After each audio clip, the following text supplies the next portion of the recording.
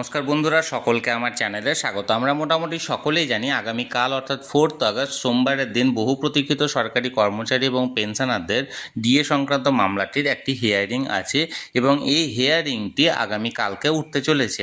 এবং এই হিয়ারিংয়ের ঠিক আগেই এই ডিএ মামলা নিয়ে সরকারি কর্মচারীদের জন্য একটি অত্যন্ত ভালো খবর সামনে এসেছে এবং ডিএ মামলাটির পরিপ্রেক্ষিতে এই খবরটি অত্যন্ত গুরুত্বপূর্ণ। কী সেই খবরে কী বলা হয়েছে এবং কতটা ভালো এই খবর রাজ্য সরকারি কর্মচারীদের জন্য, সকল কিছু আজকের ভিডিওতে বিস্তারিতভাবে আলোচনা করব। ভিডিওটি সকল কর্মচারী এবং পেনশনারদের ডিএ সংক্রান্ত বিষয় সংক্রান্ত অত্যন্ত গুরুত্বপূর্ণ, তাই প্রথম থেকে শেষ পর্যন্ত অবশ্যই ধৈর্য সহকারে দেখবেন এবং ভালো লেগে থাকলে অবশ্যই একটি লাইক করবেন এবং সকলের সঙ্গে শেয়ার করবেন। আর সেই সাথে এই চ্যানেলে যদি প্রথমবার হয়ে থাকেন এই রকমের ইনফরমেটিভ ভিডিও আরও দেখার জন্য যারা এখনও পর্যন্ত চ্যানেলটিকে সাবস্ক্রাইব করেননি তারা অবশ্যই চ্যানেলটিকে সাবস্ক্রাইব করে নিতে ভুলবেন না।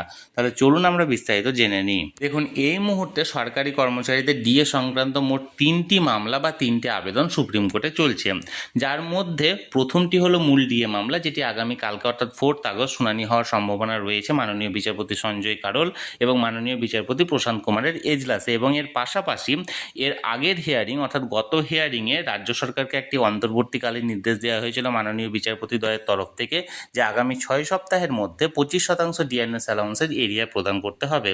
এবং এই 6 সপ্তাহ অতিবাহিত হওয়ার শেষ লগ্নে রাজ্যের তরফ থেকে একটি 6 মাসের অতিরিক্ত সময় চেয়ে নেওয়া হয়েছে এবং সেই সংক্রান্ত একটি আবেদন করা হয়েছিল।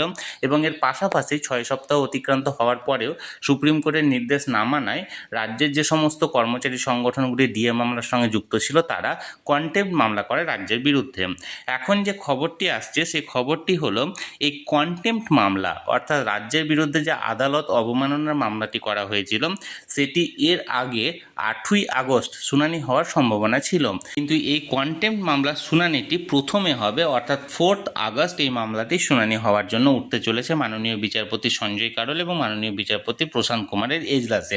অর্থাৎ এক কথায় বলতে গেলে 12 নম্বর কোর্টরুমের 13 নম্বর আইটেম হিসাবে মাননীয় বিচারপতি দ্বয়ের এজলাসে এই কন্টেম্প্ট মামলাটি প্রথমে উঠবে রাজ্যের বিরুদ্ধে, যেটা কর্মচারী সংগঠনের তরফ থেকে করা হয়েছিল, এবং তারপরে মূল ডিএ মামলাটি উঠতে চলেছে এমনই একটি খবর এখানে শেয়ার করেছেন যে কর্মচারী সংগঠন আছে কনফেডারেশন অফ স্টেট গভর্নমেন্ট এমপ্লয়িজের সাধারণ সম্পাদক মাননীয় মলয় মুখোপাধ্যায় মহাশয়।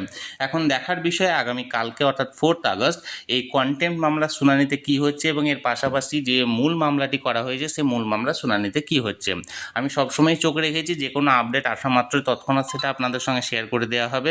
তাই যারা এখনও পর্যন্ত চ্যানেলটির সঙ্গে যুক্ত নেই অবশ্যই চ্যানেলটিকে সাবস্ক্রাইব করে চ্যানেলটির সঙ্গে যুক্ত হয়ে যান। আর এই ভিডিওটি ভালো লেগে থাকলে অবশ্যই একটি লাইক করুন এবং সকলের সঙ্গে শেয়ার করুন আর অবশ্যই চ্যানেলটিকে সাবস্ক্রাইব করে রাখুন। আর ধন্যবাদ, দেখা হচ্ছে পরের ভিডিওতে।